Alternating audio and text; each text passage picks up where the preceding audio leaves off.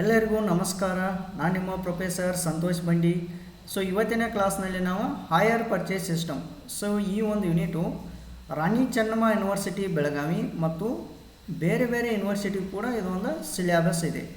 So ಇದು BCom second ಸೆಮಿಸ್ಟ್ರಿಗೆ SCP syllabus ಇದೆ. Next ಅದೇ ರೀತಿ NEP ಸಿಲೆಬಸ್ನಲ್ಲಿ ಕೂಡ ಈ ಒಂದು ಯೂನಿಟ್ ಇದೆ. ಓಕೆ, ಇದು ಹೈಯರ್ ಪರ್ಚೇಸ್ ಸಿಸ್ಟಮ್ ಪ್ರೆಸೆಂಟ್ ಇವಾಗ SCP ಸಿಲೆಬಸ್ನಲ್ಲಿದೆ. ಸೊ ನಾವು ಇದನ್ನ ಸ್ಟಡಿ ಮಾಡೋಣ, ಯಾವ ಥರ ಪ್ರಾಬ್ಲಮ್ಸನ್ನು ಸಾಲ್ವ್ ಮಾಡಬೇಕು. ಸೊ ಈ ಓವರಾಲ್ ನಿಮಗೆ ಈ ಕ್ಲಾಸ್ನಲ್ಲಿ ನಾನು ನಿಮಗೆ ಹೇಳ್ಕೊಡ್ತೀನಿ ಯಾವ ಥರ ಸಾಲ್ವ್ ಮಾಡಬೇಕು ಪ್ರಾಬ್ಲಮ್ಸನ್ನು. ಕೆಲವೊಂದಷ್ಟು ಇಂಪಾರ್ಟೆಂಟ್ ಟ್ರಿಕ್ಸ್ ಕೂಡ ನಿಮಗೆ ಹೇಳ್ತೀನಿ. ಓಕೆ, ಇನ್ನೂ ನಮ್ಮ ಚಾನಲನ್ನು ಯಾರು ಸಬ್ಸ್ಕ್ರೈಬ್ ಮಾಡಿಲ್ಲ ಅಂದರೆ ಸಬ್ಸ್ಕ್ರೈಬ್ ಮಾಡಿರಿ, press the bell icon.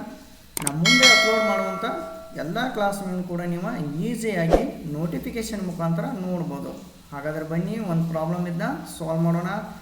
So ಇದು ಸಿಂಪಲ್ ಪ್ರಾಬ್ಲಮ್ ಇದೆ ನೋಡಿ. ಈ ಥರ ನಿಮಗೆ ಎಕ್ಸಾಮ್ದಲ್ಲಿ ಮೇ ಬಿ 5 ಮಾರ್ಕ್ಸ್ಗೆ ಅದನ್ನು ಕೇಳ್ತಾರೆ, ಇನ್ನೊಂದು 10 ಮಾರ್ಕ್ಸ್ಗೆ ಸ್ವಲ್ಪ ಇಲ್ಲಿ ಚಾರ್ಟ್ ಇದೆಯಲ್ಲ, ಈ ಚಾರ್ಟ್ಗೆ ರಿಲೇಟೆಡ್ ಇರುವಂಥ ಒಂದು ಯಾವುದೇ ಅಕೌಂಟ್ಸ್ಗಳು ಕೇಳ್ತಾರೆ. ನಾನು ನಿಮಗೆ ಓವರಾಲ್ ಅದನ್ನೆಲ್ಲ ನಿಮಗೆ ನೆಕ್ಸ್ಟ್ ಕ್ಲಾಸಲ್ಲಿ ಆಗಿರ್ಬೋದು. ಸೊ ಅದನ್ನೆಲ್ಲ ನಿಮಗೆ ಡಿಸ್ಕಸ್ ಮಾಡ್ತೀನಿ. ಸೊ ಹೇಳ್ತೀನಿ, ನಿಮ್ಗೆ ಈಸಿಲಿ ನೀವು ಅಂಡರ್ಸ್ಟ್ಯಾಂಡ್ ಮಾಡ್ಕೊತೀರ. ಓಕೆ, ಇವಾಗ ಸೊ ಇದೊಂದು ಪ್ರಾಬ್ಲಮ್ಸನ್ನು ಸಾಲ್ವ್ ಮಾಡಿ ನೋಡೋಣ. On 1/1/2009 a machine of the cash price of ₹37,200 ಇದು ನೀವು ಅಬ್ಸರ್ವ್ ಮಾಡಬೇಕು. Was purchased on hire purchase system ಅಂತ ಹೇಳ್ತಾರೆ, ಅಂದರೆ HPS ಅಂತ ಹೇಳ್ತಾರೆ. ಶಾರ್ಟ್ ಫಾರ್ಮ್ ಅಂತ ಬಂದಾಗ ಹೈಯರ್ ಪರ್ಚೇಸ್ ಸಿಸ್ಟಮ್ಗೆ HPS ಅಂತಾರೆ. Payable as to ₹10,000 as advance ಅಂತ ಹೇಳ್ತಾರೆ. And remaining balance in 3 equal annual instalments of ₹10,000 ಅಂತ ಹೇಳ್ತಾರೆ, ಈಚ್ ಅಂತ ಹೇಳ್ತಾರೆ. ಇದನ್ನ ನೆನಪಿಟ್ಕೋರಿ. And the interest is charged by the vendors at 5% per annum ಅಂತ ಹೇಳ್ತಾರೆ. ಅಂದರೆ 5% ಪರ್ annum ಅಂದರೆ ಇಯರ್ಲಿ ಅಂತ ಹೇಳ್ತಾರೆ. ಸಪೋಸ್ ಒಂದೊಂದು ಪ್ರಾಬ್ಲಮ್ ನಮ್ಗೆ P, A ಕೂಡ ಕೊಡ್ತಾರೆ, ಅಂದರೆ 5% ಪರ್ annum ಅಂತೇಳಿ P, A ಕೂಡ ಕೊಡ್ಬೋದು. 5% ಪರ್ annum ಅಂತೇಳಿ. Find out the interest in each of the instalments ಅಂತ ಹೇಳ್ತಾರೆ.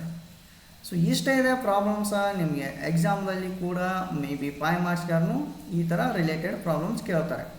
ಓಕೆ, ಇದು ಏನು ನಾವು ಈಗ ಸಾಲ್ವ್ ಮಾಡ್ತಲ್ಲ, ಇದು 10 ಮಾರ್ಕ್ಸ್ ಕೂಡ ಹೆಲ್ಪ್ ಆಗುತ್ತೆ. ನೀವು ಕ್ಲಾಸ್ಗಳನ್ನು ಅಪ್ಕಮಿಂಗ್ ಕ್ಲಾಸ್ಗಳನ್ನೆಲ್ಲ ನೋಡಿರಿ, ನಿಮ್ಗೆ ಈಸಿಲಿ ಅಂಡರ್ಸ್ಟ್ಯಾಂಡ್ ಆಗುತ್ತೆ.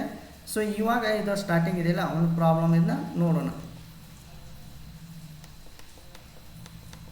ಸೊ ಇವಾಗ ನೋಡಿರಿ, ಅಬ್ಸರ್ವ್ ಮಾಡಿರಿ, ಇಲ್ಲಿ ಏನಿದೆ ಅಂತೇಳಿ ಫಸ್ಟ್ ಹೇಳ್ತಾರೆ ನೋಡಿರಿ. ಒಂದು ಸ್ವಲ್ಪ ನಿಮಗೆ ಹಿಂಟ್ಸ್ ಹೇಳ್ತೇನೆ ಯಾವ ಥರ ನೀವು ಸಾಲ್ವ್ ಮಾಡ್ಬೇಕಂತೇಳಿ. ಈಗ ನೋಡಿರಿ, ಫಸ್ಟ್ ಕ್ಯಾಶ್ ಪ್ರೈಸ್ ಎಷ್ಟಿದೆ, ಸ್ವಲ್ಪ ಇದೆ ವಿಡಿಯೋ ಲೆಂದಿ ಆಗ್ಬೋದು, ಒಂದು ಸ್ವಲ್ಪ ಡ್ಯೂರೇಷನ್ ಜಾಸ್ತಿ ಆಗ್ಬೋದು, ಬಟ್ ಈಸಿಲಿ ನಿಮ್ಗೆ ಪ್ರಾಬ್ಲಮ್ಸ ಅಂಡರ್ಸ್ಟ್ಯಾಂಡ್ ಆಗುತ್ತೆ. ಓಕೆ, ಸೊ ಇವಾಗ ನೋಡಿರಿ, ಇಲ್ಲಿ ಕ್ಯಾಶ್ ಪ್ರೈಸ್ ಒಂದು ಸ್ವಲ್ಪ ಅಬ್ಸರ್ವ್ ಮಾಡಿರಿ. ಈ ಪ್ರಾಬ್ಲಮ್ ಒಂದು ಅಬ್ಸರ್ವ್ ಮಾಡಿರಿ ನೀವು.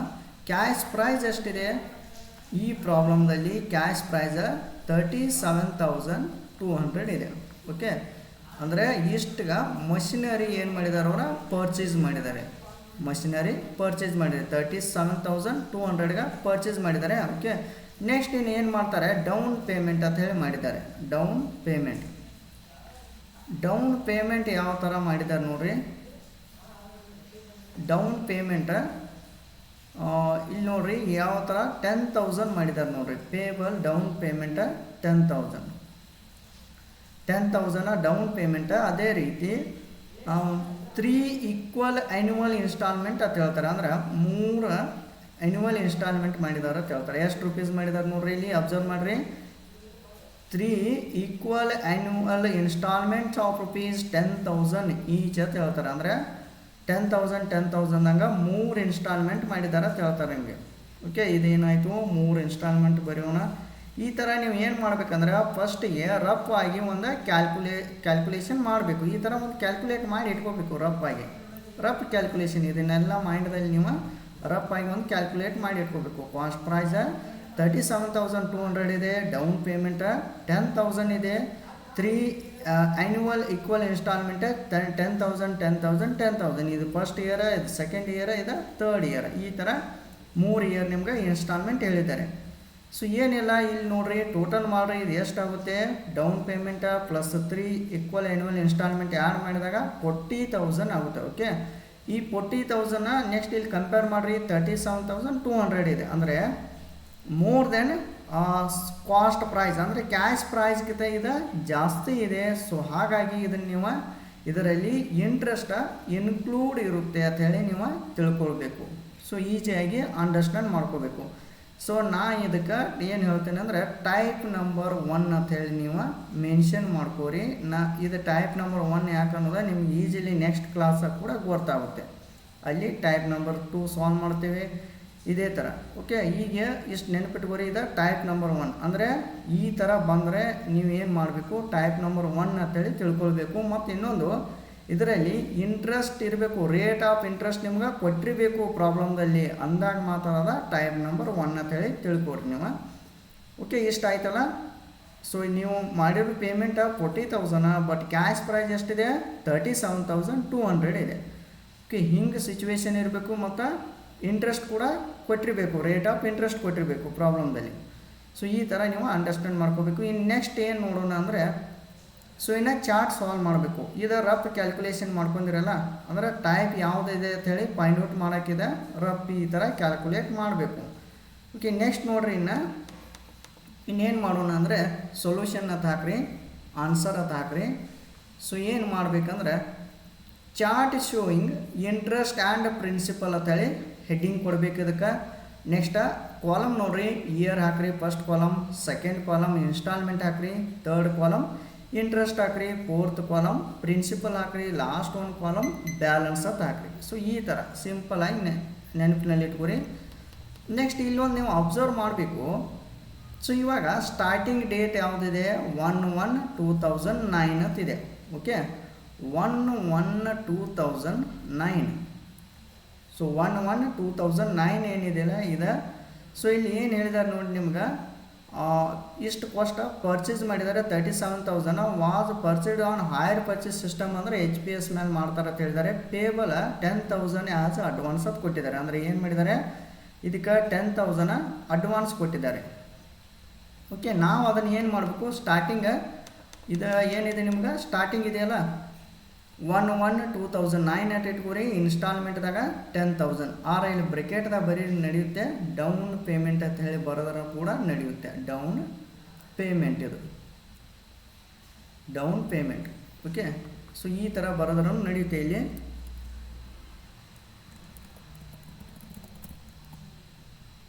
ಸೊ ನೆಕ್ಸ್ಟ್ ನೋಡ್ರಿ,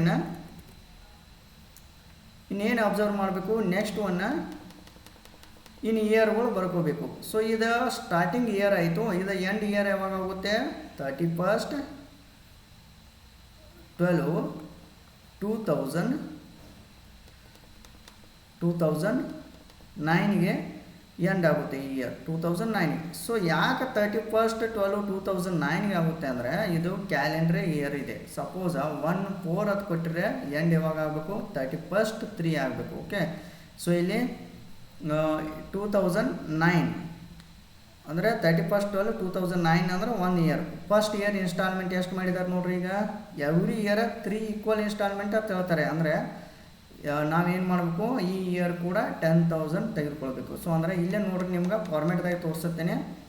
ಸೊ 31/12/2009ಗೆ ಏನು ಮಾಡಿರಿ 10,000 ಅಂತೇಳಿ ಮೆನ್ಷನ್ ಮಾಡಬೇಕು. ಸೇಮ್ ಇದು ಫಸ್ಟ್ ಇಯರ್ ಆಯಿತು. ಇನ್ನು ಸೆಕೆಂಡ್ ಇಯರ್ ನೋಡ್ರಿ 31/12/2010ಗೆ ಎಷ್ಟು 10,000, ಅದು ಇದು ಸೆಕೆಂಡ್ ಇಯರ್ ಆಯಿತು. ಥರ್ಡ್ ಇಯರ್ ನೋಡಿರಿ 31/12/2011ಗೆ ಇದು ಥರ್ಡ್ ಇಯರ್. ಸೊ ಇಲ್ಲಿ ಎಷ್ಟಿದೆ ಅಮೌಂಟು 10,000 ಇದೇನು.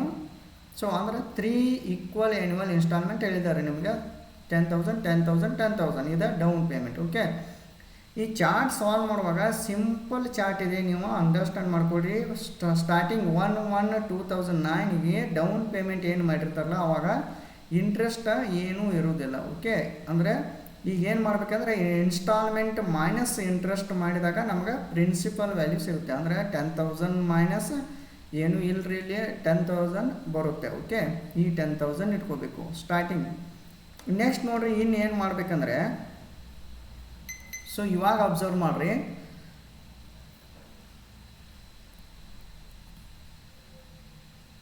ಒಂದು ನಿಮಿಷ. ಸೊ ಇವಾಗ ಏನು ಮಾಡ್ಬೇಕಂದ್ರೆ ನೀವು ಜಸ್ಟ್ ಈ ಥರ ಆಯಿತು.